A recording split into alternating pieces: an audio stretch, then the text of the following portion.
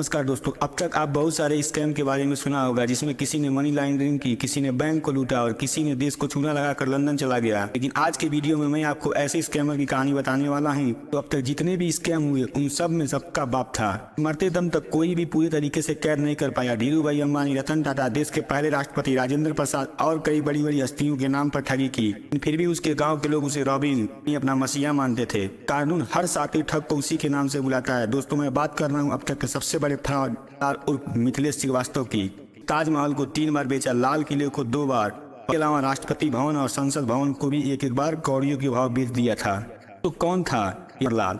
से बना अब तक के सबसे बड़े धोखेबाज, जानेंगे आज के इस वीडियो में। नमस्कार दोस्तों, मेरा नाम आई। वीडियो में बात कर रहे हैं भारत के सबसे बड़े फ्रॉड नटवरलाल के बारे में। दोस्तों, इसका जन्म 1912 में बिहार के सिवान जिले के एक गांव में हुआ था। उसी गांव में अपने देश के प्रथम राष्ट्रपति डॉक्टर राजेंद्र प्रसाद जी का भी जन्म हुआ था। नटवरलाल और देश के प्रथम राष्ट्रपति की लाइफ में 2 चीज कॉमन है। सबसे पहले, दोनों ने पढ़ने के बाद अपना गाँव छोड़ दिया। लेकिन दोस्तों, दोनों में फर्क सिर्फ इतना था कि एक राष्ट्रपति बन गए और दूसरा बन गया ठग, यानी कि मिथिलेश श्रीवास्तव। दोस्तों, मिथिलेश श्रीवास्तव से नटवरलाल बनने की ये जो कहानी है बहुत ही इंटरेस्टिंग है, जो मैं आपको वीडियो में आगे बताऊंगा। लेकिन पहले यह जान लेते हैं कि नटवरलाल ने पहली बार कब और किसे ठगा था। दोस्तों, उसके गांव में एक आदमी था। उसने उसको एक बैंक ड्रॉप दिया और कहा प्लीज बैंक से जाकर के पैसे निकाल कर ला दो। तो नटवरलाल ने उसे पूरे रास्ते पर उस बैंक ड्रॉप पे किए गए सिग्नेचर को देखता रहा। यह ख्याल आया कि ऐसा सिग्नेचर तो वह खुद भी कर सकता है। तब उसने बैंक से पेन उठाया और सिग्नेचर करने की कोशिश की। दोस्तों, उसने पहली बार में ही सेम टू सेम सिग्नेचर कर लिया। सो उस वक्त नटवरलाल ने कुछ नहीं किया, उस आदमी का पैसा निकाल करके उसको ला करके दे दिया।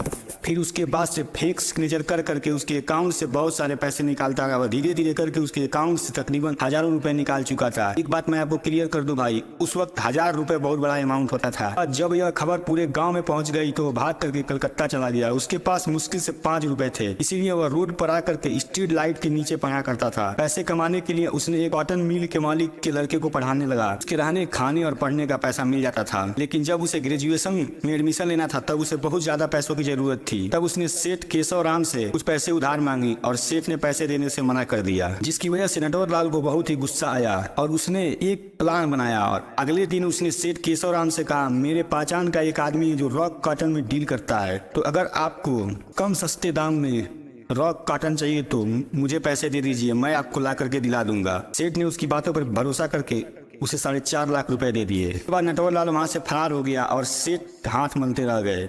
जिसके बाद नटवरलाल को अपने आप पर बहुत ज्यादा कॉन्फिडेंस आने लगा और उसके बाद उसने कई सारी ठगी की। दोस्तों, नटवरलाल फेक सिग्नेचर करने में बहुत ही माहिर था, इसीलिए उसने बड़ी बड़ी हस्तियों के सिग्नेचर किए। सिर्फ देश के नहीं बल्कि विदेश के लोगों को भी चूना लगाया। उसने 1970 में 3 बार ताजमहल को बेच दिया, 2 बार लाल किले को और 1 बार संसद भवन को और 1 बार राष्ट्रपति भवन को बेच दिया था।